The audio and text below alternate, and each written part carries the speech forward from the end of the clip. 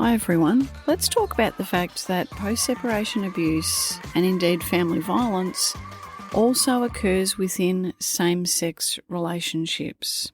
This is often something that isn't spoken about a lot, particularly in terms of post-separation abuse, because so much of the conversation around family violence, coercive control, post-separation abuse is very much based on a heterosexual narrative and often around men's use of control, men's use of abuse, men's use of violence. Now, if we're talking about a same-sex relationship involving two men, obviously those elements will be there, that the underpinning of male entitlement potentially, along with other things that are underpinning that male use of abuse and violence.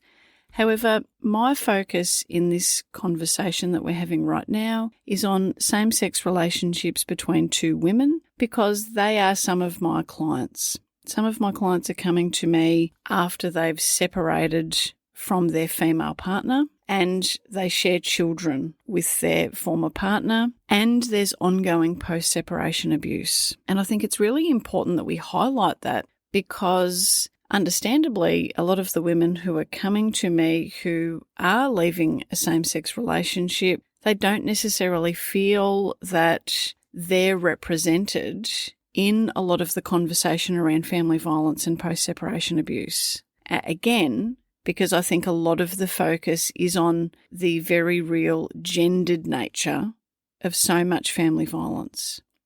But it's important that we shine a light on the fact that there can be elements of coercive control, other forms of abuse occurring within lesbian relationships.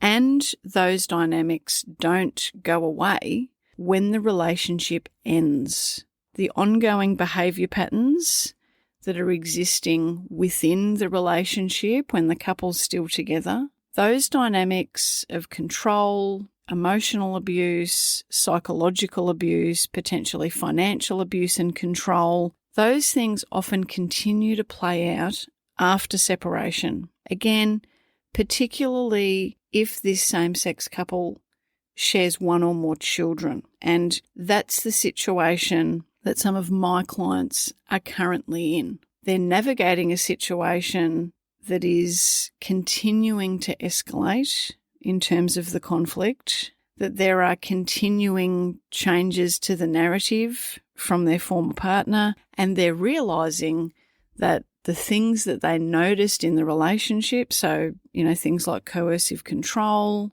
things like gaslighting, things like DAVO, so deny, attack, reverse victim and offender, they're noticing that those things are continuing to play out after separation as well. Something in particular that I've noticed with the women that I work with who have left a same-sex relationship is the way in which the relationship dynamic is used in terms to try and obtain an advantage in terms of parenting arrangements after separation. In a heterosexual relationship, we often see quite distinct division in terms of parenting.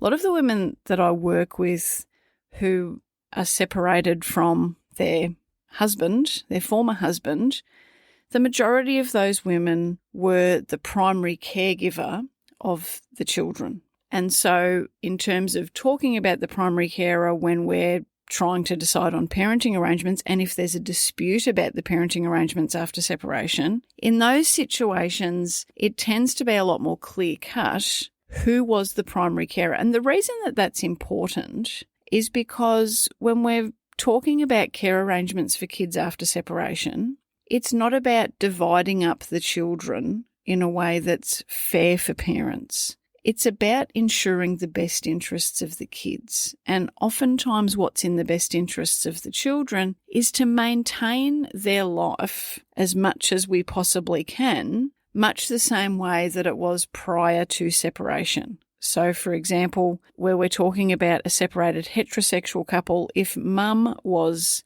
the primary caregiver for the vast majority of that time, it's often in the children's best interests that that remain the case, largely, and that they then spend time with dad. And that's, working out how that looks practically is something that I support clients with when they're wanting help in terms of proposing a parenting plan or, arrangements for parenting in the hopes of negotiating that and coming to a compromise with their former partner. What I've found with women who have left a same-sex relationship and they share children with their former partner is that there often hasn't been that same clear-cut division of parenting roles. Things have often been far more equal or close to equal in terms of the amount of parenting duties that were taken on by each person. When the former partner of my client in that situation is wanting more parenting time, what my clients and I have been finding is a very different narrative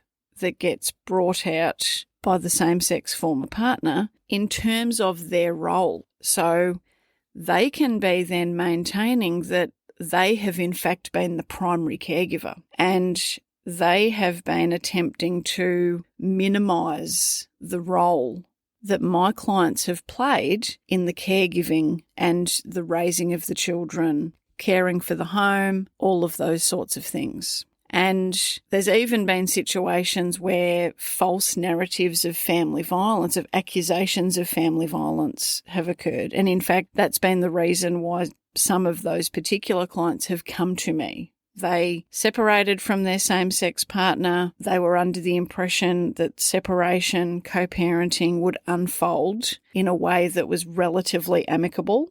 They were hoping that they could collaborate and that there would be not necessarily zero conflict, but that it would more or less be fairly low conflict, and ultimately that each partner would be supportive of the children's relationship with each of them. And they've come to me after discovering that that's not the case, realising that their former partner has instead created a narrative that is very different from what they perceive the reality to have been. So in a situation where the parenting duties were more or less fairly equally divided, my clients have found that instead their ex-partner has created a narrative in which they've positioned themselves as the primary carer and therefore are seeking the majority of the time with the children, want the children primarily living with them and only spending small amounts of time with my client. And so this is something that I support clients to do when they're navigating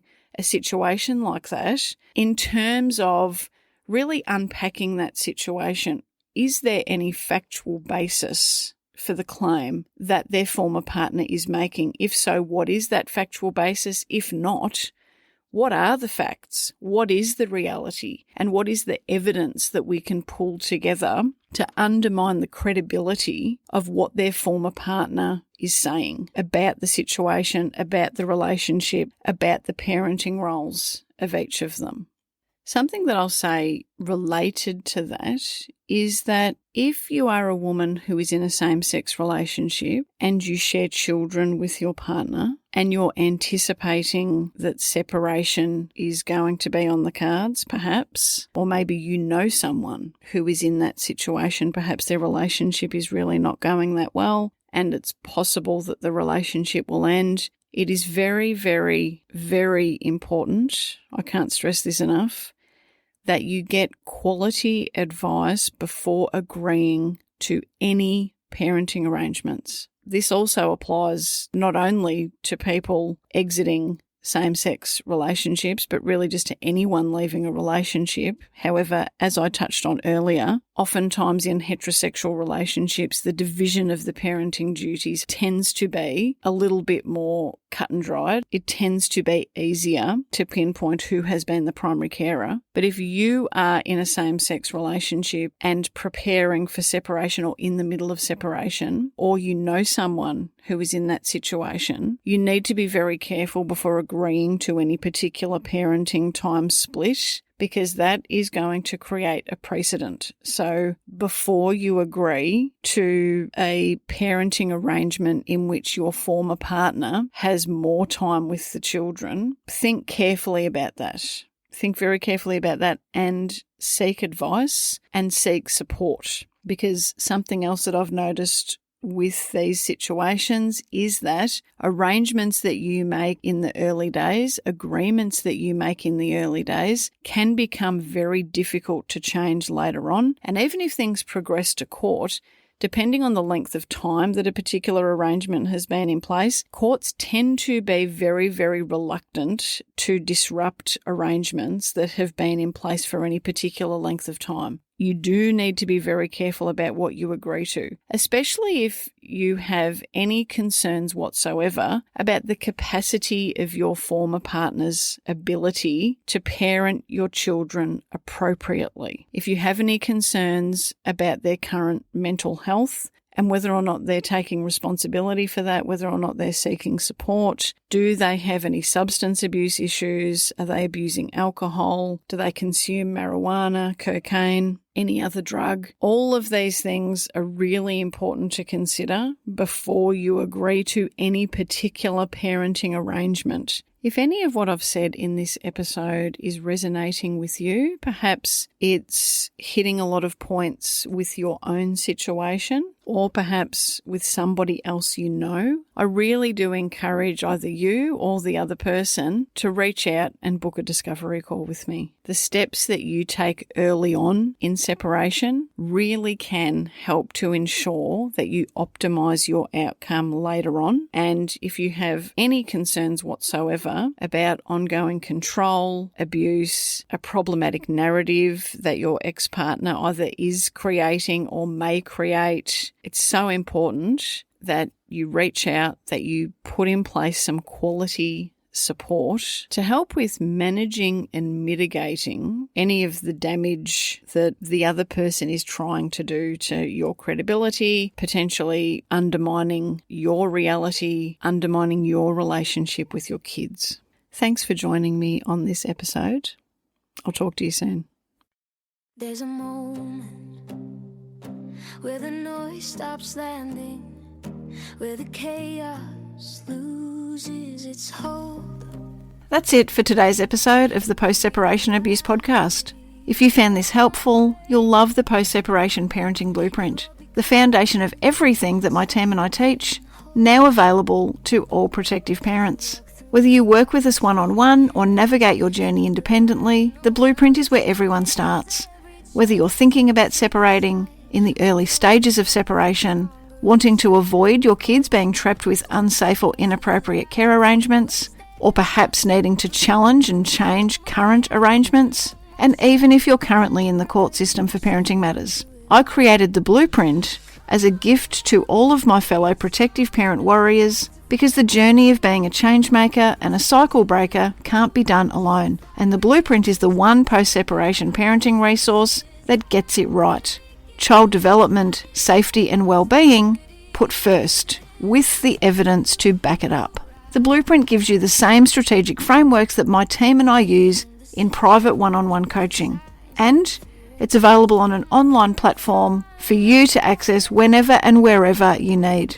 You can also ensure that you're up to date with any new announcements by checking in regularly to the website danielleblackcoaching.com.au. Until next time, take care.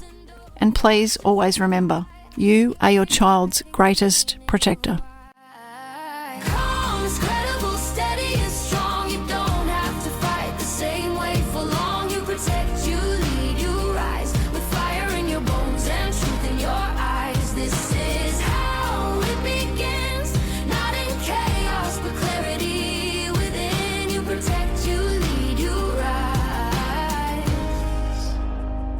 This isn't revenge, this is design. A future rewritten line by line. You don't burn it down, you build it right with wisdom, strategy, and quiet mind.